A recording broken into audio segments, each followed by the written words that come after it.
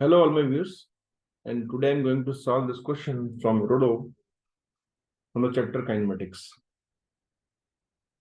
Question number 1.8. The question is saying two boats A and B moves away from the buoy anchored at the middle of the river along the mutually perpendicular straight lines. मतलब दो boat बीच में बंधी हुई हैं और दोनों mutually perpendicular move कर रही हैं. A moves along the river, मतलब ये वाली बोट A है, and B moves across the river, B वाली बोट ये है. Having moved off an equal distance from the buoy, the boat returns. तो equal distance move करके वापस आती है, ये भी equal distance वापस आती है. Find ratio of the time taken if the velocity of each boat with respect to water is n times greater than stream velocity. मतलब आपको गिवन है कि v equal to nu, v equal to nu बोल सकते हैं. अभी आपको given है, ठीक है. तो हमको रेशियो ऑफ टाइम निकालना है. तो पहले मैं जरा बोट ए की बात करता हूँ. जैसे मान लेते हैं कि भाई रिवर इस तरह फ्लो कर रही है और बोट यहाँ बंधी हुई है. तो बोट ए मूव कर रही अलोंग द रिवर, तो बोट ए आगे जाएगी. तो ये this will be the down stream होगा क्योंकि रिवर के साथ चल रही है. फिर जब पीछे आएगी तो ये हो जाएगा अपस्ट्रीम, यहाँ पे रिवर्स ये हो जाएगी स्पीड. तो हम टाइम निकाल सकते हैं और डिस्टेंस अपॉन स्पीड से. तो distance let's suppose distance move किया उसने डी, तो D upon V plus U, जाने का टाइम आने का time D upon V minus you.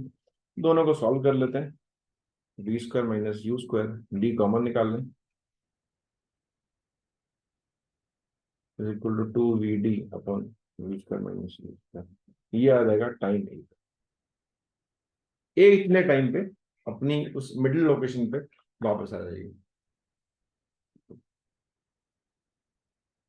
Now let's talk about B. B को देखते हैं. बी मूव कर रही है परपेंडिकुलर, मतलब वो उसको ऐसे जाना है सामने की तरफ और रिवर फ्लो कर रही है आगे. दैट मीन्स कि ये वाला केस है जीरो ड्रिफ्ट का,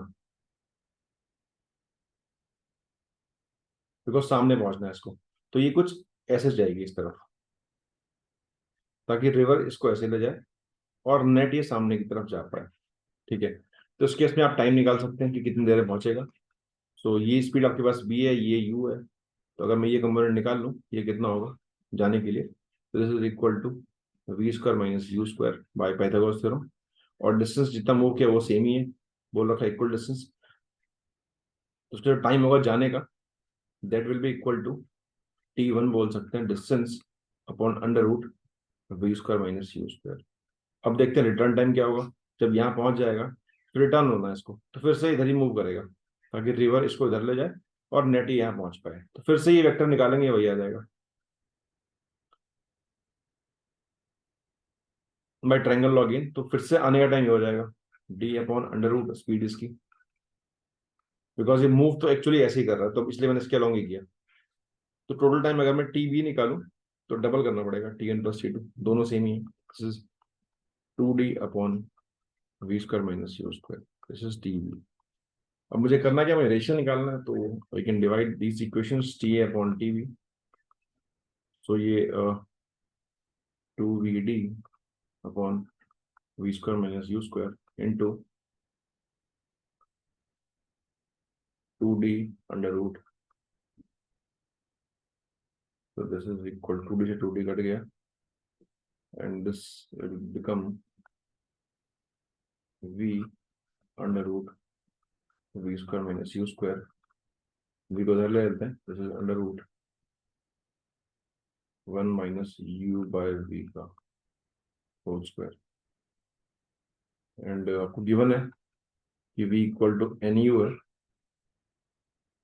so this is 1 upon 1 minus 1 upon n square. this is ta by tv, or you can write this as n upon under root n square minus 1. सो ये इन दोनों का time ratio आएगा जितने time में ये दोनों D distance move करके वापस आ चुके होंगे. तो first case was upstream downstream का, second case was for derivative. तो हमने सॉल्व किया आसानी से. आई बिलीव सबको क्लियर होगा. Thanks for watching.